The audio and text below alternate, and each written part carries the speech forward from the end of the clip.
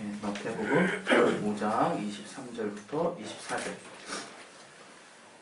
우리 찾으셨으면 다 같이 우리 합독하겠습니다. 시작.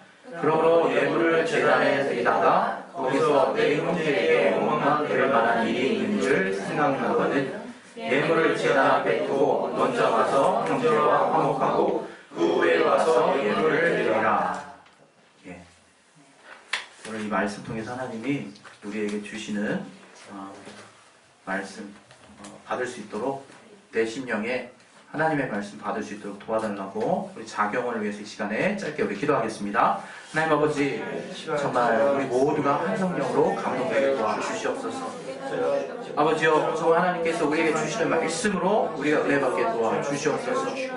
우리는 참으로 부족합니다. 그러나 하나님께서 정말 역사하시기를 원하오니 아버지 역사에 인도해 주시옵소서. 성령 충만하게 주시는 인도해 주시옵소서. 참으로 깨닫게 주시는 인도해 주시옵소서. 주님의 함께 하심을 따라 역사해 주시옵소서.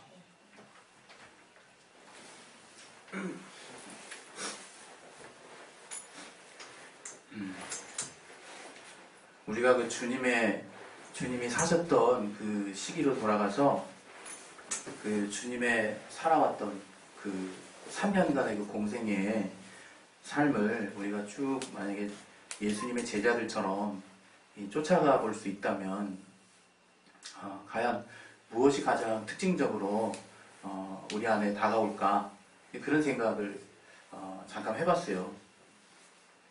내가 과연 이제 주님의 시대로 돌아가서 주님의 이제 제자가 되면 좋고 이게 딱 이제 그 시대로 돌아가서 내가 주님과 함께 주님을 따라다니는 자의 이제 상황에 딱 이제 처해 있다면 어떤 것이 그 주님으로부터 가장 많이 나한테 이렇게 닿을까? 제일 처음 생각났던 거는 바로 우리 주님께서 이렇게 이적을 베푸시는 거. 그래서 주님께서 이렇게 막 병든 자를 낫게 하고 귀신을 내어 쫓는 그런 장면이 바로 떠오르더라고요. 그래서 우리 주님은 이렇게 능력이 많으신 분이구나 이렇게 이제 이렇게 보고 있지 않을까 이런 생각을 제가 했어요. 근데 조금 더 이제 그 주님과 함께 쭉 지나가다 보니까 이제 어떤 생각을 이제 하게 되냐면 그 중에 이제 한 명의 제자가 이제 가룟 유다가 아니었을까 싶어요.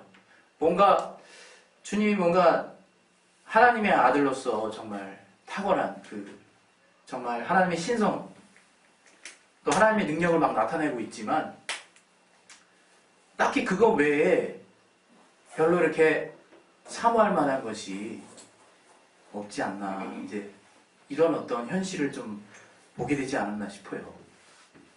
옷차림도 좀 이렇게 허름하시고 이렇게 제자들이 옷 같은 거 새로 갖다 주지도 않았겠지만 늘 그 옷이었겠죠. 통으로 짠. 그리고 이제 또 더불어서 이게 그 시대에 유력했던 바리새인이나 율법학자 서기관들하고 이제 함께 그 성경을 논하고 막 율법에 대해서 막 그냥 딱 이렇게 맞대응하시고 막 이런 식으로 하신 게 아니라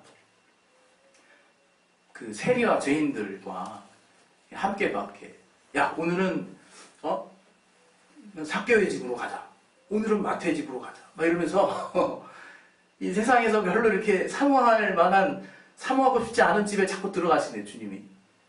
그리고 막 저들과 함께 막 즐기고 막 같이 이제 음식을 나눠 드시고 막 이제 이러신다.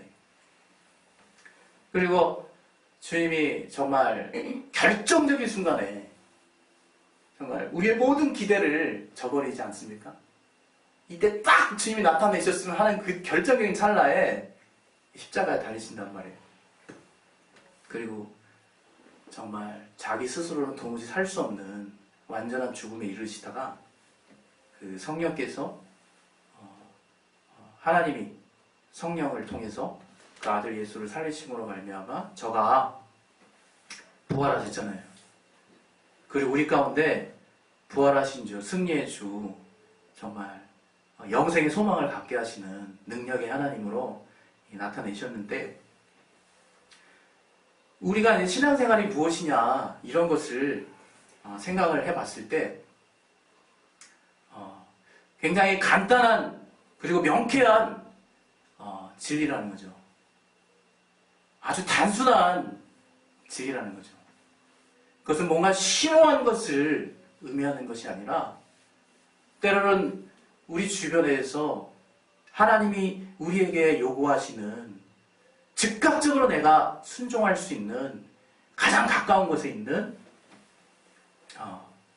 하나님의 말씀이라는 거. 그래서 우리의 기대와 많이 이렇게 빗나갈 수 있어요. 이 신앙생활 하다 보면요.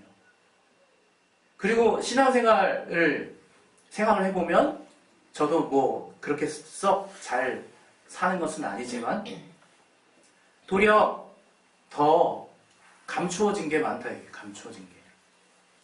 그리고 더 내면에 속하는 가치들이 압도적으로 많다. 이게. 오늘 하나님께서 저를 통해서 감동을 주셨던 것은 하나님만이 그 완전하심을 나타내실 수 있는 분이라는 거예요. 되게 단순한 명제죠. 이게 뭐. 하나님만이 흠도 없고 점도 없고 완전하셔서 허물이 없으신, 죄가 없으신 분이라는 거예요. 그래서 그 하나님이 그 완전하심을 나타내시는 주체가 되실 수 있다는 거예요. 하나님만이 그 완전하심을 주관하실 수 있다는 거예요. 주관. 이 사실에 대해서 우리가 정말 또 성령을 통해서 알게 될 때 이게 참 이게 고개 숙인 벼같이 되지 않을까 싶어요. 고개 숙인 벼같이. 우리 성경에 고어체로 대해서 가지고 못 알아듣는 말도 가뜩이나 많은 반에 이스라엘의 역사와 문화와 결부된 또 용어들이 그런 문구들이 있어서 더 헷갈리죠. 그 중에 대표적으로 이런 말씀이 있어요. 어떤 사람의 머리에 숯불을 얹으래요. 숯불을. 도대체 숯불을 얹으라는 게 도대체 뭔 말인가 이게. 응? 한번 생각을 해보세요. 그 사람의 머리에 숯불을 얹었다고 생각해보세요. 어떻게 됩니까? 예? 머리가 올라당? 예? 머리가 다 타는 거예요 그냥. 더 끔찍한 상상이 들잖아요 우리 사실. 숯불이 머리 위에 올라갔다고 생각할 때. 그 장면을 딱 보고 우리 중 많은 사람들은 그게 이제 어디 나오는 거냐면 심판은 하나님께 있나니 하는 부분에서 나오는 거예요. 원수 갚는 것이 내게 있나니 이러면서 이제 그 구절이 써 있거든요. 이 로마서 12장에.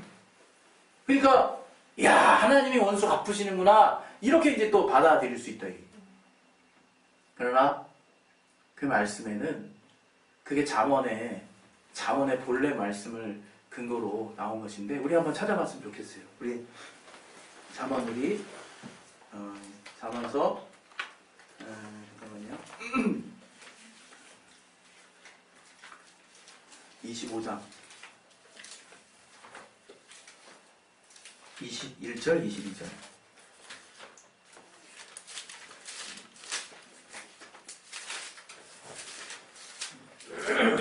잠언서 25장 22절 21절 22절 자 우리가 같이 한번 읽어보겠습니다. 네 시작. 내 원수가 배고파하거든 식물을 먹이고 목말라하거든 물을 마시고라. 그리하는 것은 핀 수치로 너의 머리에 눈과 일반이요 여호와께서는 내게 상을 주시리라. 원래 이 말을 통해서 하나님이 우리에게 주신 말씀이에요. 신약에. 우리가 이 신약에 보면 로마서 12장 20절을 또 한번 찾아보실래요? 로마서 12장 20절.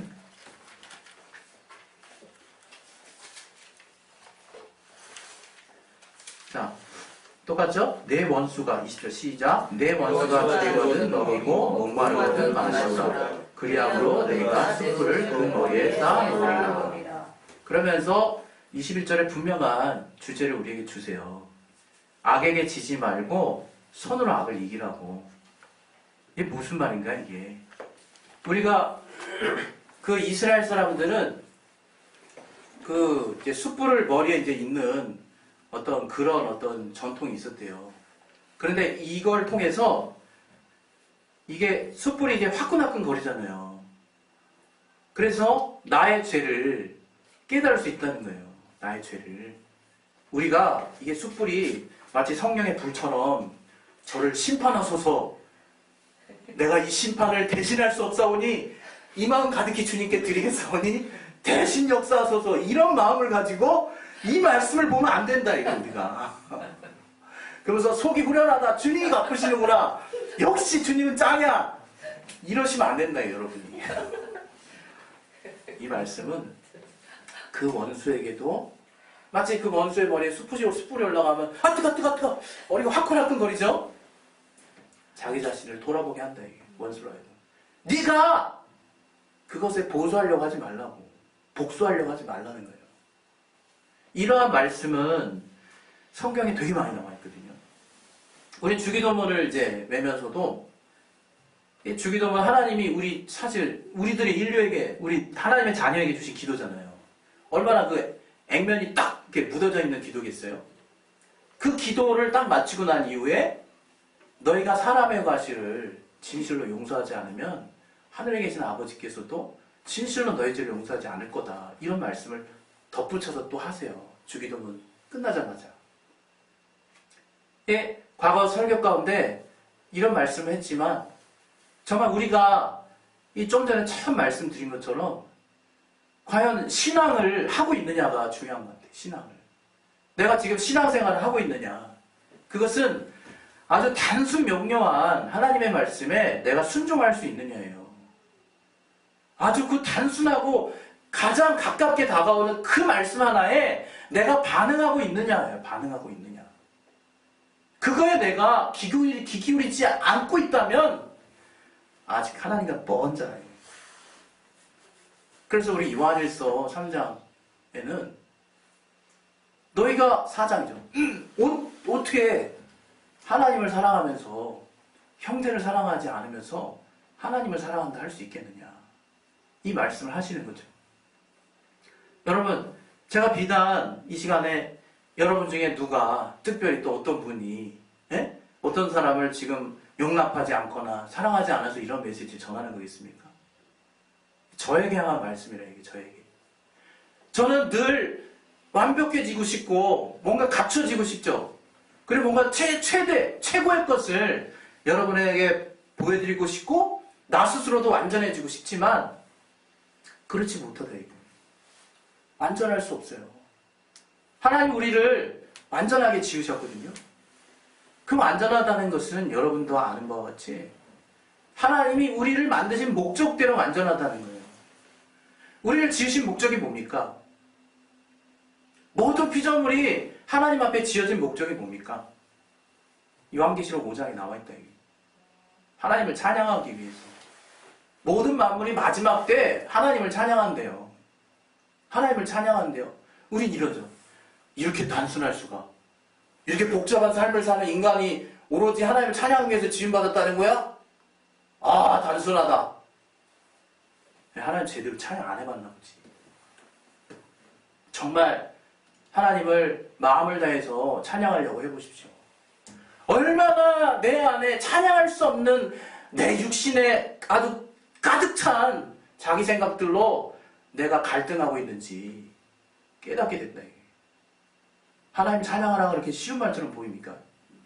하나님을 찬양하는 존재로 우리가 그렇게 완전하게 지음을 받았는데 우리가 하나님을 똑바로 찬양하지 못한다니까요.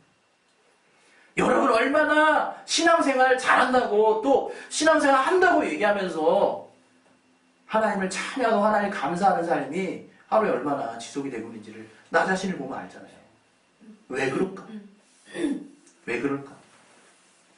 그게 정말 하나님의 뜻이라 그러면 여러분에게 이렇게 생각하지 않겠습니까? 이게 다야? 뭔가 주님의 나를 향하신 뭔가 그 방대하고 원대한 계획이 이거야? 이러시지 않겠냐?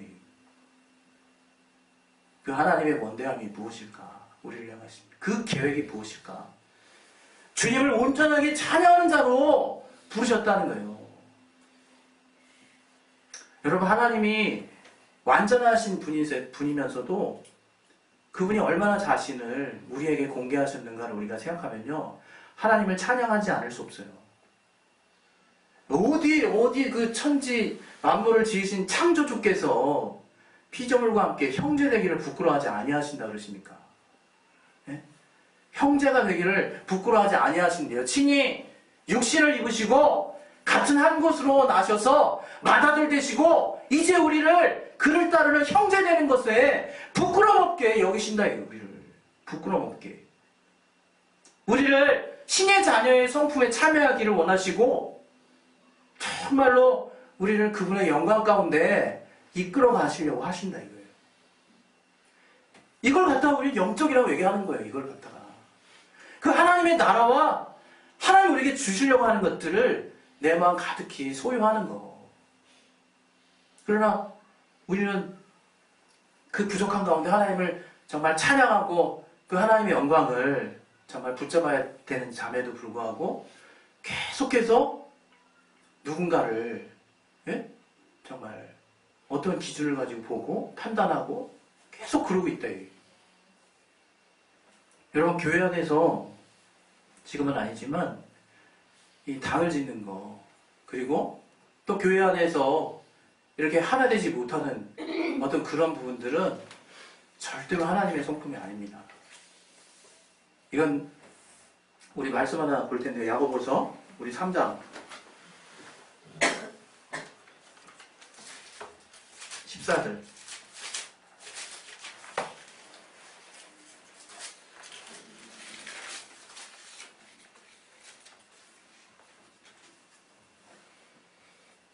(14절) 15절 같이 한번 읽겠습니다. 시작.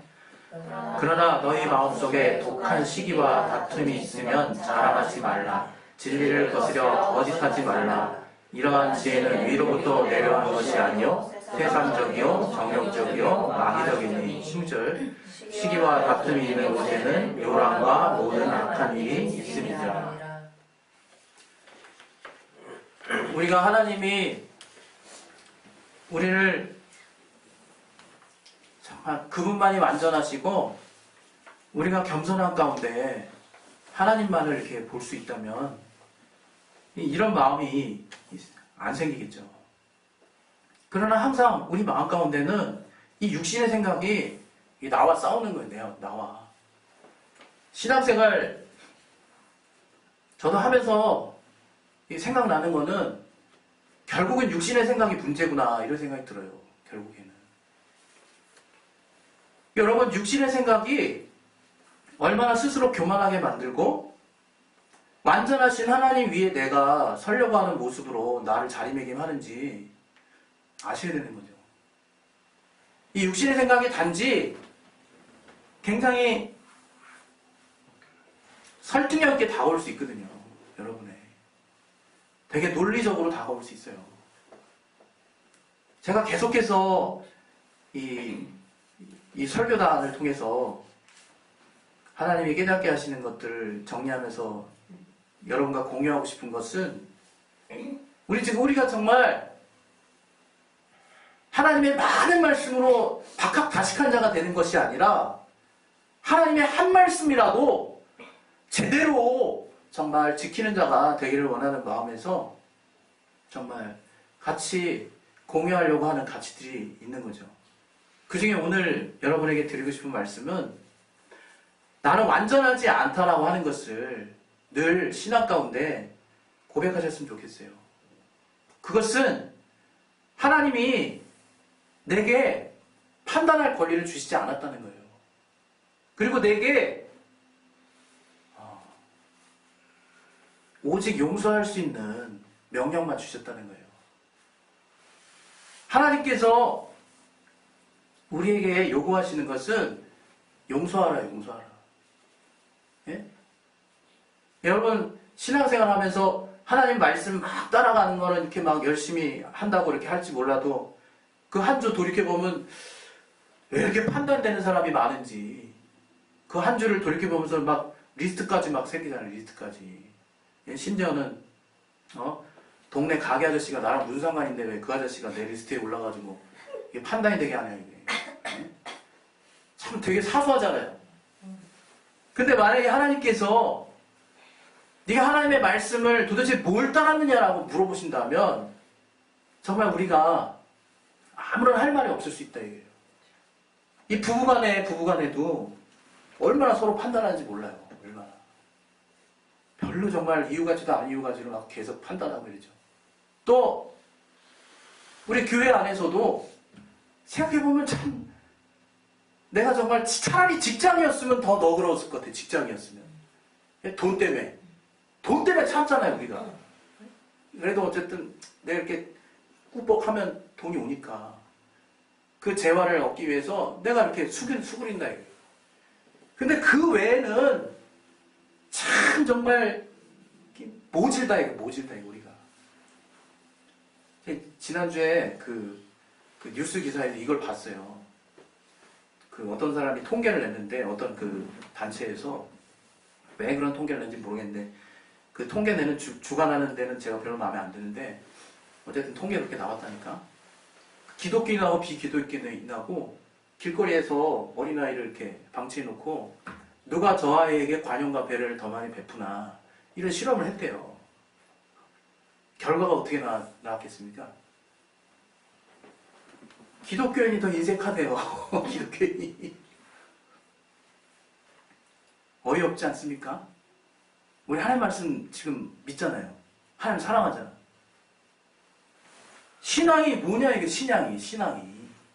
도대체 신앙이 뭐냐 이거예요. 신앙은 하나님과 나와 이웃과의 관계예요.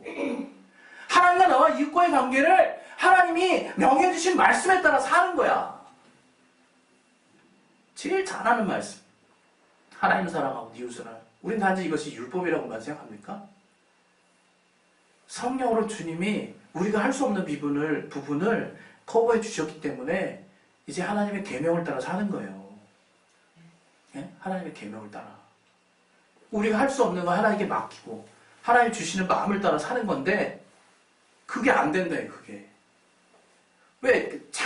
제 자신을 보면요. 이게 있어요. 이게. 저도 하나님을 향한 구별됨, 거룩함의 개념은 되게 커요. 근데 다른 이들을 향한 이타심이나 긍휼함에 대해서는 조금 인색할 때가 있어요. 이 두 가지가 충돌이라도 나는 날에는 저는 지체 없이 거룩함이나 구별함을 선택하는 그런 경향성이 있더라고요. 실제로. 과연 그게 우리가 성경을 보고 이게 얻은 정말 진리가 맞나 싶어요. 주님만이 심판과 용서의 주권을 가지고 계신 분인데 그 주님께서 우리에게 요구하시는 것은 용서하라는 것이라니까요. 그 원수 받는 것이 주님께 있다. 이거 하나도 우리가 정말 저는 비단 여기서 내가 무시로 계속 생각해서 사람들을 판단하게 되고 하는 우리 육신의 한계를 여러분에게 제어하라는 얘기를 하는 게 아니에요.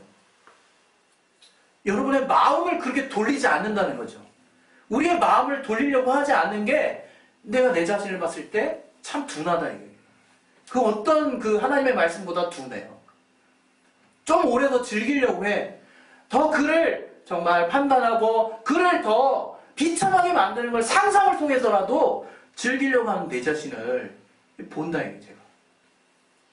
어쩌면 여기는 여러분보다 제가 더 요즘 완악해서 그런 시즌이라 이런 말씀이 전해지는지 모르겠어요. 그러나 하나님께서 또 이렇게 저를 통해서 단위해서 우리 모두에게 들려주시는 말씀을 하실 때는 이유가 있는 거겠죠. 저는 저와 여러분이 우리에게 가장 가까이 있는 그 하나님의 말씀부터 지켰으면 좋겠어요. 그것은 바로 지난주에 이어서 계속 말씀드리는데 정말 서로 사랑하는 거예요. 서로 사랑하는 거.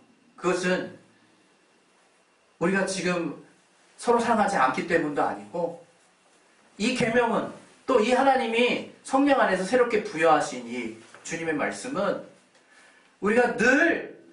우리가 주님께 어떤 사랑을 받았고 내가 얼마나 부족한지를 안다면 절대로 꺼질 수 없다는 것을 말씀드리고 싶은 거죠. 우리가 은혜 받는 코스가 있는데 과거에 제가 다녔던 어떤 그 교회에서는 그분이 그러셨어요. 율법 코스가 있어서 좋겠다고. 그래가지고 율법 코스에서 한번 굴린 다음에 복음 코스로 들어오면 저들이 은혜가 뭔지를 알 거라는 거예요. 은혜가 뭔지. 그 말이 참 공감이 될 때가 있죠. 그러나 우리가 알아야 되는 것은 지금 우리는 바울이 너희를 복음으로 낳았다 말씀하시는 것처럼 복음 시대에 살고 있어요. 이제 주님이 주신 사랑만 남은 거야. 어떻게 그 은혜를 보존할 수 있을까가 너무 중요하다 이게. 그러기 위해서는 내 스스로 내가 얼마나 부족한 자인지, 내가 얼마나 죄인인지를 정말 늘 주님 안에서 깨달아야 돼요. 이건 지겹다고 해도 할 말 없는 거예요. 내가 얼마만큼, 내가 어느 수준에 있는 자인가를 내가 알지 못하면 내가 받은 은혜의 분량도 절대로 알지 못합니다. 한번 여러분 주변에 쉽게 은혜 받아서 예수 믿고 갑자기 뭔가 이렇게 된 사람들 한번 물어보세요. 은혜 아는 것 같지만 곧 이어서 시험 드는 경우들이 많거든요. 그럼 왜 시험 들어요? 내가 받은 은혜가 뭔지 모르니까 시험 드는 거죠. 쉽게 얘기하려고 하는 게 아니에요. 결국 한번 따져보면 그렇다 이게. 따져보면 그렇다 이게. 우리 세상에서도 어릴 때 사랑을 많이 받은 자는 까불고 뭐 진짜 엄마 말 안 듣는 것 같아도 이렇게 성장한 아이들이 통상 이제 수용성이 많은 걸 볼 수 있어요. 수용성이. 사람에 대해서 수용성이 많은 거를. 융통성이 있고. 물론 사람마다 다 다르지만, 기질이 있어서 다르지만, 통상적으로 그 사랑을, 인격적인 사랑을 많이 받은 자가 또 그만큼 사랑을 줘요. 그렇게 수용하는 마음이 있고요. 그게 바로 영적 안에서도 성령으로 우리가 하나님을 알려면 내가 얼마만큼 불완전한 자인지를 확실하게 깨닫고 있는 게 중요하다 이거예요. 이 신앙생활 할 때 이런 얘기들 많이 하죠. 저도 좀 그런 경향이 있는데 약간 좀 고루하게 느껴지는 그런 어떤 그 기독교적인 문화가 있어요. 그 중에 하나가 뭐냐면 오늘 제가 그래서 이 극히신 하나님의 사람을 이렇게 택했어요. 하나님 이러면서 이제 막 뭔가 굉장히 정적으로 느껴지고 그 사랑만 느끼려고 하는 그 분위기가 왠지 제가 어느 때부터인가 고루하게 느껴지더라고요, 그게. 얼마나 제가 회개했는지 몰라요. 이게 내 신앙의 핵심인데. 그 주님이 어떤 사랑을 주셨는가를 내가 얼마나 부족한 자인가를 확실히 깨닫고 있는 가운데서 내가 주변을 보는 거, 나 자신을 보는 게 그 신앙의 시작인데 그게 바로 정말 하나님을 알아가는 건데 내가 그거를 터부시하고 있더라고요. 그것을. 능력이 많으면 뭐합니까 우리가. 예? 우리가 정말 산을 옮길 만한 그 믿음이 있으면 뭐합니까. 주님을 향한 사랑이 없으면 아무것도 아니라고 말하지 않습니까? 예. 오늘 저와 여러분이 하나님의 사랑을 좀 회복할 수 있는 시간이 됐으면 좋겠어요. 그 하나님의 사랑은 오늘 어쨌든 하나님이 저에게 알게 해주신 하나님의 사랑을 알아갈 수 있는 또 하나의 길은 무엇이냐? 내가 얼마나 부족한 자인지를 성령으로 깨닫는 거예요. 내가 얼마나 부족한 자인지. 정말 요즘 제가 이런 설교하는 것을 정말 뭔가 성령께서 딱 저를 붙잡아 주지 않으면 맨 이성으로 하기 어려울 만큼 점점점 그러한 설교의 입지가 좁아지고 있지 않나 그런 생각까지 들어요.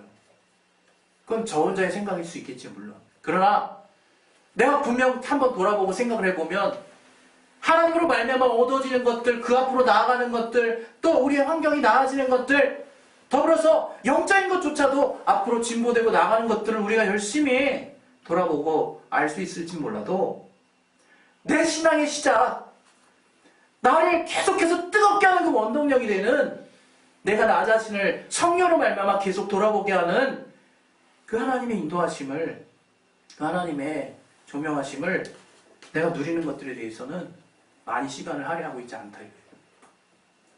전 특별히 오늘 여러분이 이 시간만큼은 하나님 앞에 기도하실 때 하나님 내가 도대체 얼마나 정말 못난 자인지를 제대로 좀 깨닫게 해달라고. 나 이렇게 못난 자였냐고. 정말 우울하다. 그렇게 하나님이 깨닫게 해주실 때까지 욥에게 이 먼지야! 얘기하셨던 것처럼 너는 먼지야! 그때 욥이 자신의 그 신분을 정확히 인지하고 내가 이 죄와 띠끌 가운데 회개하나이다! 라고 주님을 향한 소망을 저가 선포했던 그 기도의 시작처럼 우리의 신앙이 그렇게 됐으면 좋겠어요. 저는 왜 이런 내가 설교를 준비하게 됐는지를 잠깐 또 생각이 나서 지금 한 번 더 부연하고 기도하고 이제 마칠 텐데요. 이런 생각을 했어요, 제가.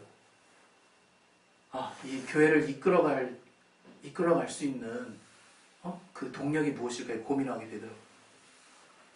그때 부인할 수 없었던 거는 일단 내가 주님 앞에 싸워야 되는 거. 우리 모두가. 먼저는 내가 방향을 잡아줘야 되니까. 근데 내 안에 그런 걸 생각하게 되면서 내가 알게 된 게 예전보다 압도적으로 내가 하나님 앞에 부족한 자라는 것을 별로 생각하지 않고 있더라고요. 내가 하나님 앞에 불완전한 자라는 것을 전혀 생각하지 않고 있는 내 자신을 이렇게 보게 된 거예요. 여러분, 하나님 앞에는요, 난 쓰레기라고 해도 정말 괜찮은 거예요, 그거는. 왜? 우리가 죄인이었던 신분을 성령으로 깨닫게 되면 각자 그 하나님을 가까이게 주신 그 죄인된 신분을 성령으로 알게 됐을 때 내가 얼마나 처절한지를 깨달은 사람들도 많이 있잖아요. 그게 실제 하나님이 내게 보여주신 영적으로 주님이 없이 사는 나의 가장 처량하고 형편없는 현실이거든요. 그런 정말 하나님을 도저히 찬양할 수 없는 불완전한 영이 죽은 상태에 내 자신을 하나님 처음 깨닫게 주신 거거든요. 우리 시간에 하나님 앞에 이제 기도하실 텐데요. 기도하실 때 하나님의 완전하심 앞에 나의 불완전함, 내가 얼마나 부족한 자였는가, 내가 죄로 말미암아 얼마나 살 수 없는 자였는가를 성령으로 제대로 좀 깨닫게 해달라고 몸부림쳤으면 좋겠어요. 여러분, 우리가 달리 수련회가 괜히 수련회입니까? 저는 이런 생각도 했어요, 오늘. 아마 기도에 대한 갈등도 있더라고요, 기도에 대한. 왜냐하면 기도에 이 갈수록 시간의 어떤 공백이 텀이 우리 모든 사람들이 너무나 이렇게 힘들게 보내고 있어서 이걸 좀 어떻게 더 막 축소해야 되나 막 이런 고민도 잠깐 했었다 이거예요. 그러나 그 시간을 축소하거나 늘리거나 그게 중요한 게 아니라 지금 내 안에 주님의 눈치를 보는 마음이 더 없구나. 그걸 이제 제가 깨달은 거죠. 그것은 비단 여러분 안에서 모질게 대한다는 걸 의미하는 것도 아니죠.